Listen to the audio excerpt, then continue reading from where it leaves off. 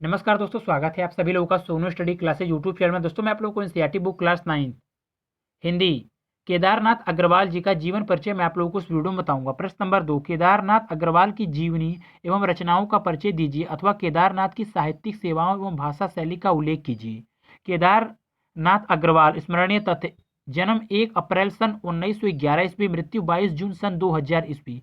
जन्म स्थान बांदा कामासीन गांव। पिता का नाम श्री हनुमान प्रसाद। भाषा सरल, सहज, सीधी, ठेठ। जीवन परिचय: केदारनाथ अग्रवाल हिंदी प्रगतिशील कविता के अंतिम रूप से गौरवपूर्ण स्तंभ थे। ग्रामीण परिवेश और लोक जीवन को सशक्त वाणी प्रदान करने वाले कवियों में केदारनाथ अग्रवाल विशिष्ट है। परंपरागत प्रतीकों को नया अर्थ संदर्भ देकर केदार जी ने वास्तुत्व एवं रूप तत्व दोनों में नएपन के आग्रह को स्थापित किया है। अग्रवाल जी प्रज्ञा और व्यक्तित्व बोध को महत्व देने वाले प्रगतिशील सोच के अग्रणी कवि हैं। अमर कवि केदारनाथ अग्रवाल बांदा की धरती में कामासीन गांव में 1 अप्रैल 1911 ईस्वी को पैदा हुए। इनकी मां का नाम घसीटो एवं पिता हनुमान प्रसाद थे, जो बहुत ही रसिक प्रवृत्ति के थे। रामलीला वगैरह में अभिनय करने के साथ ब्रजभाषा में कविता भी लिखते थे। केदार बाबू ने काव्य के संस्कार अपने पिता से ही ग्रहण किए थे। केदार बाबू की शुरुआती शिक्षा अपने गांव कमासीन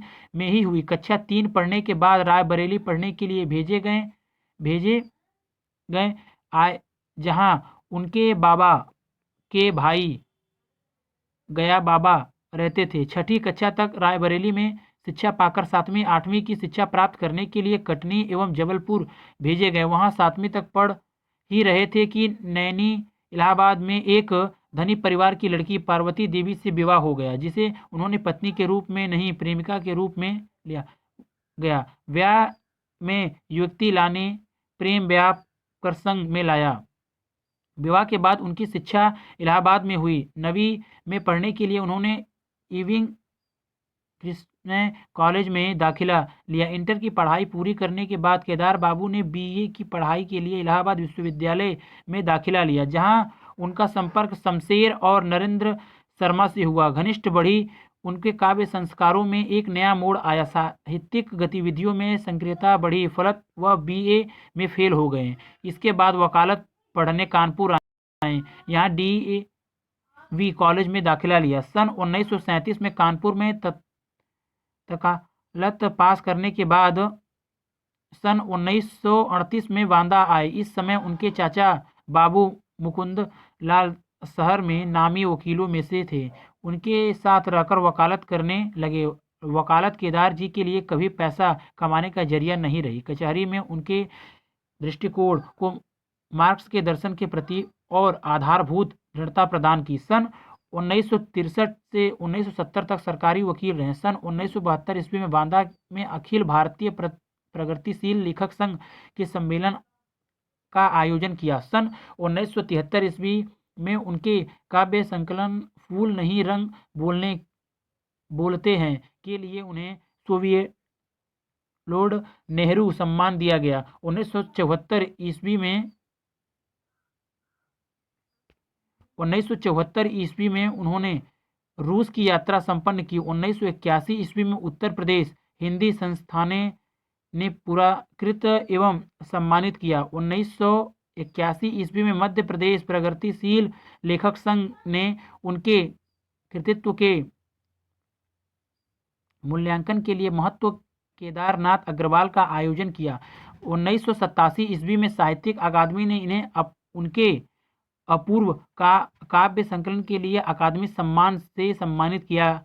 वर्ष 1990-91 ईस्वी में मध्य प्रदेश शासन ने उन्हें मैथिली शरण गुप्त सम्मान से सम्मानित किया। वर्ष 1986 ईस्वी में मध्य प्रदेश साहित्य परिषद द्वारा तुलसी सम्मान से सम्मानित किया गया। वर्ष 1993-94 में उन्हें बुंदेलखंड विश्वविद्यालय ने डी.लिट की उपाधि प्रदान की और हिंदी साहित्य सम्मेलन प्रयाग ने साहित्यिक वाचस्पति उपाधि से सम्मानित किया। 22 जून सन 2000 ईस्वी को केदारनाथ अग्रवाल का 90 वर्ष की अवस्था में निधन हो गया। रचनाएं: युग की गंगा 1947, नींद के बादल 1947, लोक और आलोक 1957, फूल नहीं रंग बोलते हैं 1965, आग का आईना 1970, देश देश की कविताएं अनुवाद 1970, गुल मेहंदी 1978, पंख और पतवार 1979, हे मेरी तुम मार प्यार की माथे, कहें केदार खरी खरी, बम्बई का रक्त स्नान, अपूर्वा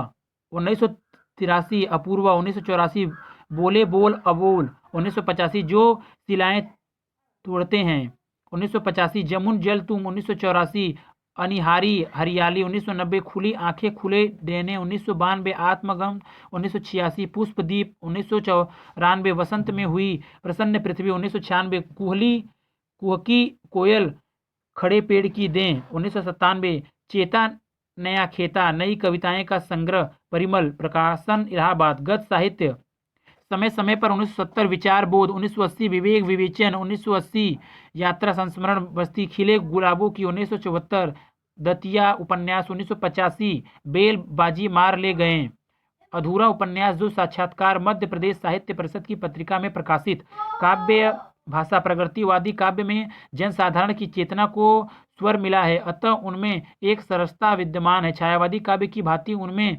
दुरारूढ़ कल्पना की उड़ान नहीं है। प्राय सभी कवियों ने काव्य भाषा के रूप में जन प्रचलित भाषा को ही प्रगतिवादी काव्य में अपनाया है, परंतु केदार कुछ मामलों में अन्य कवियों से विशिष्ट हैं। उनकी काव्य भाषा में जहाँ एक और गांव की सीधी ठेठ शब्दावली जुड़ गई है, वहीं प्राकृतिक दृश्यों की प्रमुखता के कारण भाषा में सरलता और कोमलता है। गांव की गंध, वन फूलों की महक, आवली भाषा, सरल जीवन और आसपास के परिवेश को मिलाकर केदारनाथ अग्रवाल ने कविता को प्रगतिशील बौद्धिक चेतना से जुड़े रखकर भी मोहकता बनाए रखी है।